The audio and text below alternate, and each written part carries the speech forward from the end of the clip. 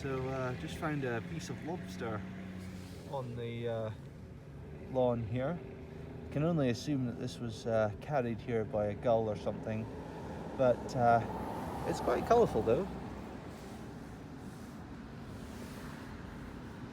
Yeah, look at that. Lovely blue. Possibly the tail end.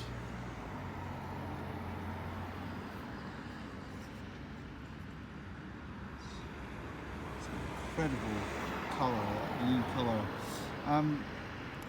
A misconception about lobsters is that you know, some people think that they're naturally red, but well, this our European one is blue, but it only turns red as a result of the cooking process. It's not its natural colour.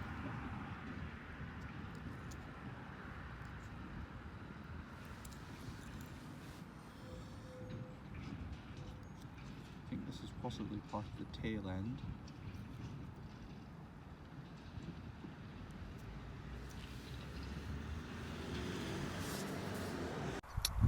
So you just have this grey wagtail here.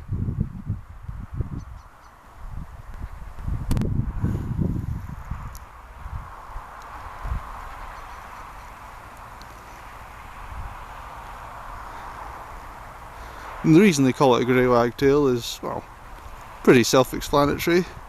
Grey above, white below with a yellow rump. Blue tit just landed next to it. I think further behind there's a chaffinch. Yes, a male chaffinch just came out there.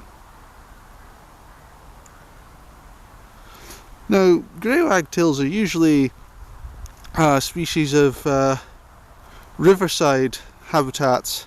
So, and this is just a rather damp, sodden path just outside Macduff.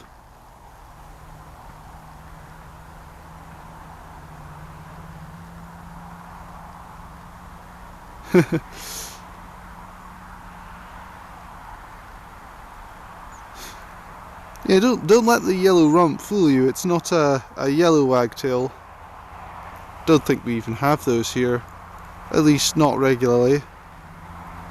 So grey wagtails, you know, they tend to breed in more sort of upland river habitats, but at this time of year they tend to just come lower, and I've seen them at the mouth of the Devon a few times. But yeah, this is literally just a wet path.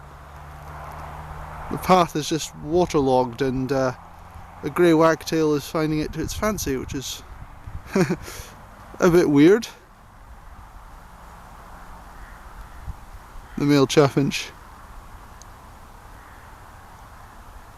And they seem to coexist with each other quite well. No sign of any fisticuffs.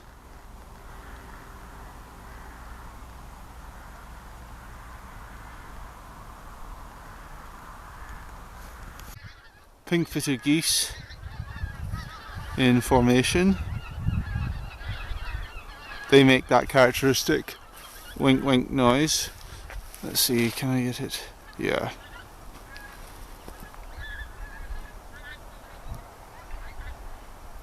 Yeah, these come in from Iceland to spend the winter here.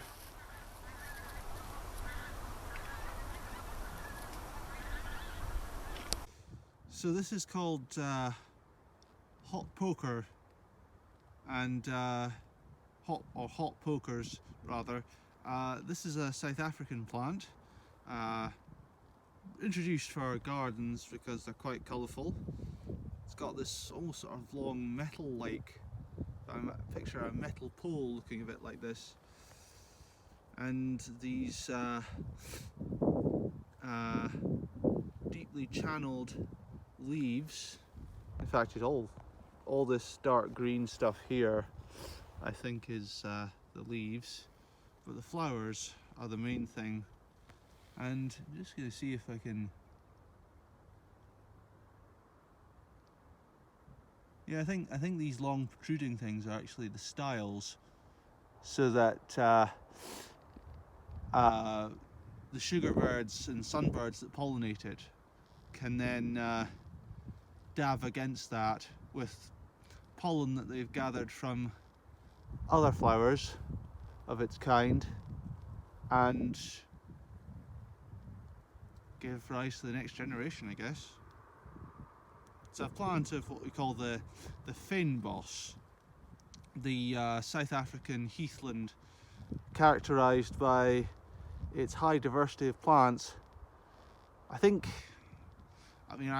know much about plant kingdoms, but I think that area of South Africa has one of its own because it's so rich.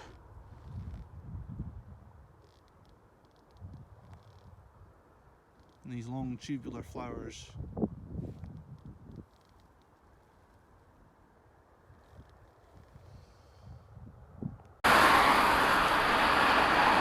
Grey heron.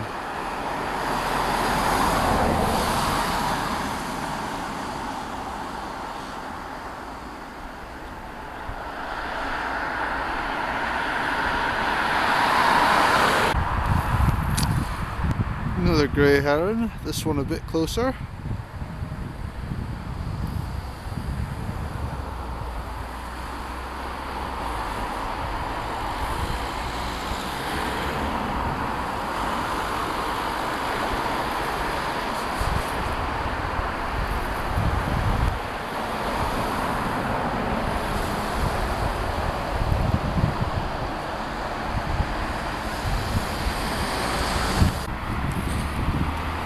Mallards at the Devon, males and females.